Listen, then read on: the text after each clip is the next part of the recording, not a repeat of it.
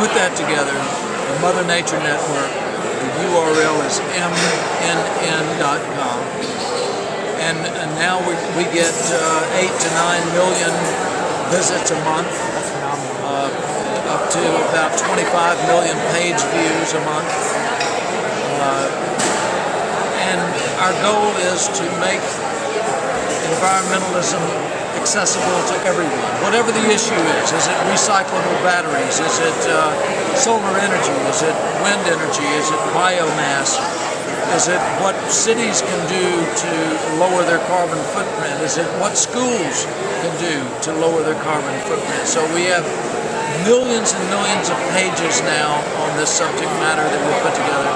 We have a staff of about 50 out of our Atlanta office, and we continue to grow, and we're very proud of what we've done, and we're very dedicated to making a difference. That's amazing. Is this just national or is it international? International. As a matter of fact, during my brief stay here, one of the first questions I had to people was, what about the internet in Cuba? Well, it's actually illegal for most people, yes, as it turns out. But it's available in this hotel. It's available in most hotels. It's available to special businesses like journalism, and it's available to certain other high-level business prospects. But my interest is, look, we need to bring the word to the people. The word is through the internet, whether it's environmentalism, whether it's business, whether it's music, freedom. Freedom is coming to this country. Freedom is here. It's not going to happen overnight, but it will happen, I think, quickly. And I think the internet will play a huge role in that. And I think in the next, I don't know, I'm guessing 1 to 3 years, internet will be available virtually everywhere in Cuba. I hope it will be. And that's the world's encyclopedia, and that's what's one of the major things that's going to change this country. Absolutely.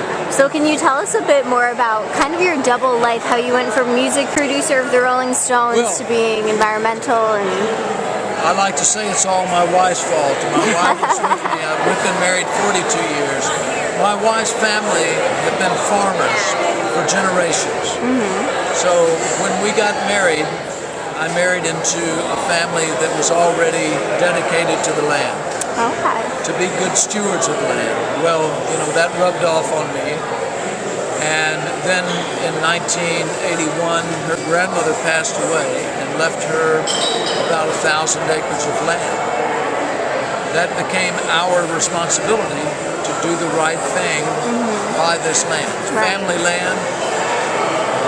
And so I went on a journey to study what could we do with it.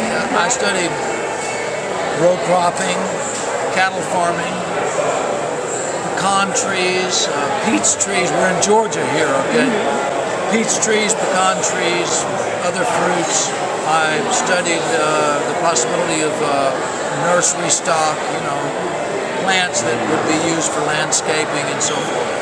But I'll tell you, at a breakfast with my brother-in-law, my wife's brother, he said, Chuck, there's this 50-acre field down here that we usually plant in corn or some row crop. If you're not interested in that, you might consider planting it in trees. And I thought, well, where does my instrument come from? The piano that has given me so much joy, where do so many other musical instruments come from? The resource is wood. Where does beautiful furniture come from? Where does building materials come from? Wood is the most organic and natural building material there is, and it gives us so many other things. Books, magazines, newspapers. Cleans our air, cleans our water.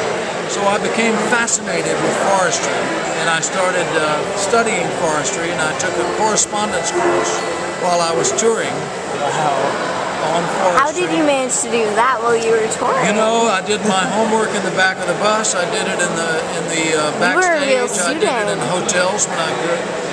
And it was about a 2-year course, and I learned a great deal from it. I'm so grateful for having taken that course. And then I began my journey in forestry, and that's what we do when we're not rocking and rolling. That's amazing. I think I'm also for questions. I don't know if you're there. Yeah, just for the camera, can you just recap about Cuba and the show? Well, again, an unprecedented, amazing opportunity to come to a country that is just opening up to the world and to play a free concert to Yes. what's been estimated to over 1 million people. Incredible. How blessed are we to be able to do this? To look out in that audience tonight and to see the joy, and to see that they know the music, they're singing the lyrics to the songs. They're jumping up and down. They're enjoying themselves. Nobody got hurt. Right. Everybody had a great time. What a wonderful way to come to Cuba for the first time for myself and many of us in the band and have this experience. This is a memory that will last more than a lifetime. Absolutely. And it's documented, and that's a great thing. Yes. Well, thank you so much. Thank you.